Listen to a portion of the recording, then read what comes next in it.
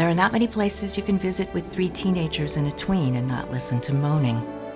But I wanted them to experience Independence Day in a setting that would make the history real for them and me. We arrived in time to hear the Declaration of Independence read from the Capitol building, to follow the fifes and drums down Duke of Gloucester Street. We listened to the debates about the coming war, saw the horsemen galloping down the road calling the soldiers to war, and watched craftsmen at work. There were no complaints, no moaning, no whining. Instead, we talked about our country's history and what it really means to be a democracy, and what was required of our ancestors to make their current freedoms possible.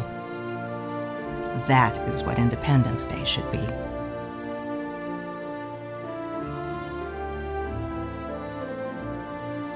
The most cherished memories I have of Colonial Williamsburg are not of my own. They are those of my mother.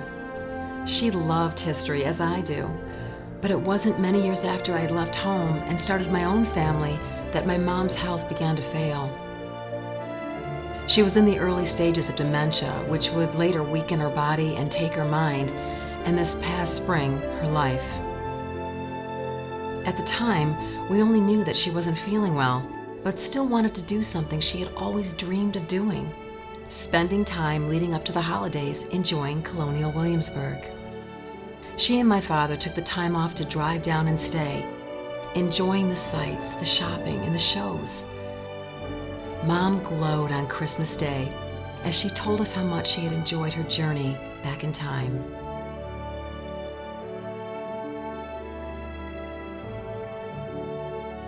When my husband and I first met, it was 2001. We lived in Yorktown, Virginia, and Colonial Williamsburg's historic area quickly became home to us.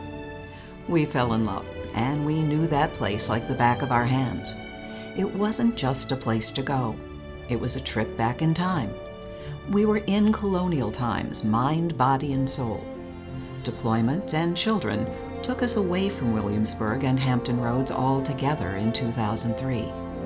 For the next 7 years, we would spend time out of state, raising our children, and praying that the war that tore us apart would bring us back together as a family again.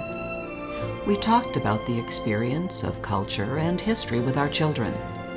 January 2011, the Navy brought my husband home safe and sound to us. And in July, the Navy brought us back to Hampton Roads. This is our sign that we belong back with Colonial Williamsburg. We belong back home.